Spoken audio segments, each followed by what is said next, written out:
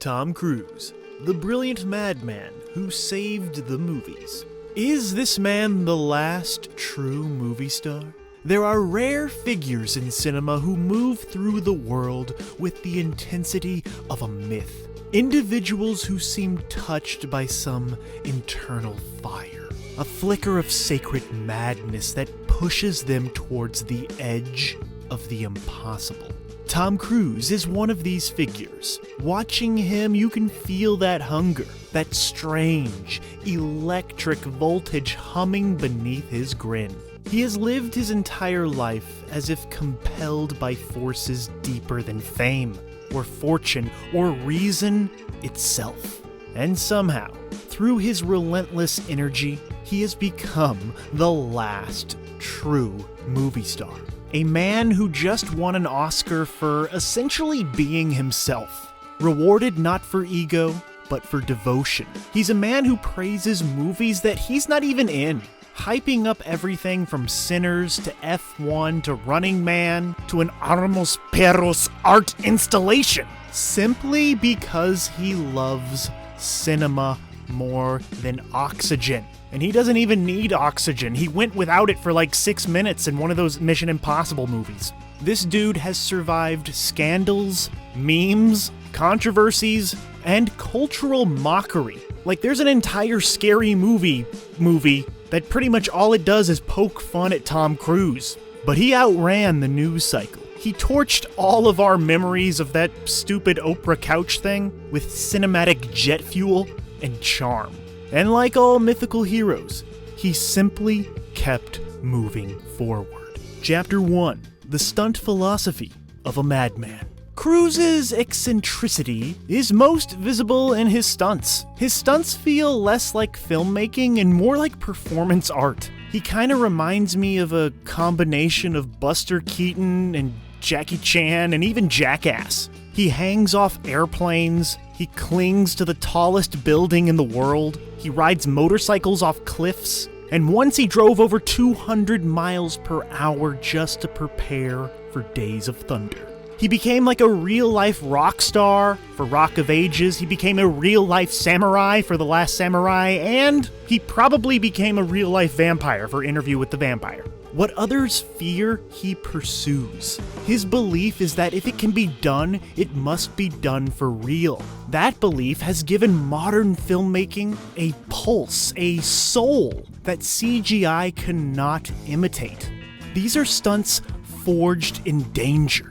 Like he's writing a physical poem, defying time itself with nothing but his body and a camera. And some popcorn. This dude loves popcorn. He probably makes movies just for the popcorn. Look how he eats popcorn. But yeah, this is only the beginning of his strange devotion. Chapter 2. The Method of His Madness. Cruise's intensity goes far beyond physical risk. He practices a unique, immersive form of method acting. No, he doesn't live in character 24/7, but he does practice a total skill-based transformation. Like for Last Samurai, he trained in sword combat. For Jack Reacher, he did all of his own driving stunts. For Collateral, he would disguise himself and move through crowds unnoticed. For Jerry Maguire, he shadowed real-life sports agents. And for Rain Man, he studied caretaking routines.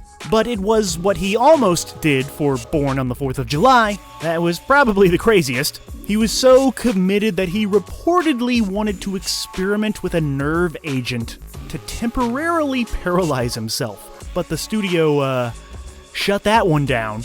Chapter 3, The Myth and the Shadow. Of course, no great cinematic figure walks without shadows. For a time, Tom Cruise was a joke, a cultural punchline. That couch moment that I really never cared about, and those heated interviews where he, criticized Big Pharma or something.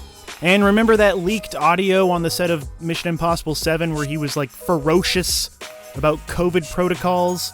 Some saw it as passion, and some saw it as excess, and some didn't care. Then there was all of his wives and stuff, and his movies are so good that people they don't care anymore. They used to. So yeah, through all of that, one truth remained impossible to deny. Tom Cruise gives more to cinema than anyone alive. Chapter 4, the real-life superhero. Even though they never cast him as Iron Man, he has had his real-life superhero moments. Legendary real-world stories. The moments where Tom Cruise seems to slip out of nowhere and just save the day, instantly, becoming an action hero. He once stopped a mugging. He helped a hit-and-run victim and then paid her hospital bill. He helped another car crash victim. He chased down some thieves on the streets of London. He pulled Elizabeth Shue away from a helicopter blade. And he also saved a cameraman's life one time on a Mission Impossible movie. He's just a good guy to have around. Chapter 5, the eccentric whimsy of Tom Cruise. Beyond the danger and the drama, Cruise has a softer mythology. He sends his celebrity friends his now famous white chocolate coconut cake every Christmas. He pops up at random people's weddings.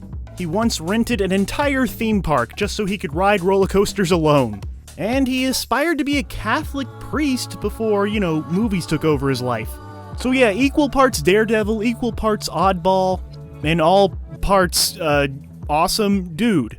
Chapter 6, the man who saved the theater. In the era of shrinking screens, studio caution, and streaming fatigue, Tom Cruise stood firm. Movies belong in theaters. Top Gun Maverick was more than just a blockbuster. It saved cinema. It was a revival of the theater-going experience. A nationwide pilgrimage to the big screen, and it was all led by Tom Cruise and his awesome jets. Cinema desperately needed a savior, and he saved us all. I actually went to see Top Gun Maverick with my grandfather, who was a pilot in real life, and I remember walking out of the theater with him, and he looked at me and he said, "That's the best damn movie ever made." And you know what? My grandpappy was right.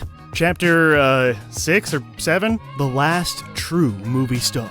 In a world of IP farms and shared universes and algorithm-approved casting, Cruise stands nearly alone. He is a genre. He is a franchise. He is a producer, a performer, a daredevil, a craftsman, a superhero, maybe a holy man, and a soldier of an art form that seems to be slowly slipping away.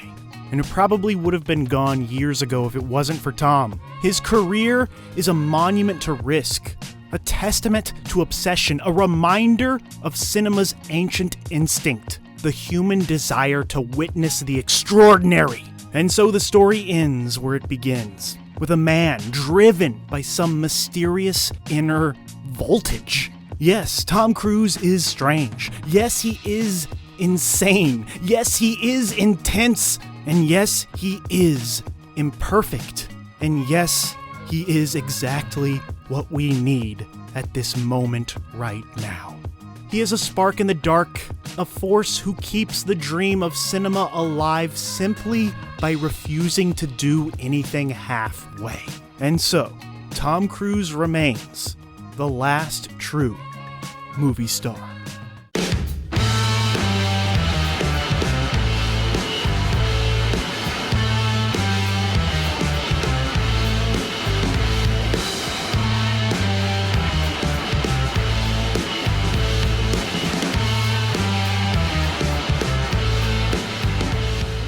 Thank you for clicking on our video, everybody. If you like what you saw here, please make sure you like the video and subscribe and share with your friends who like this sort of content.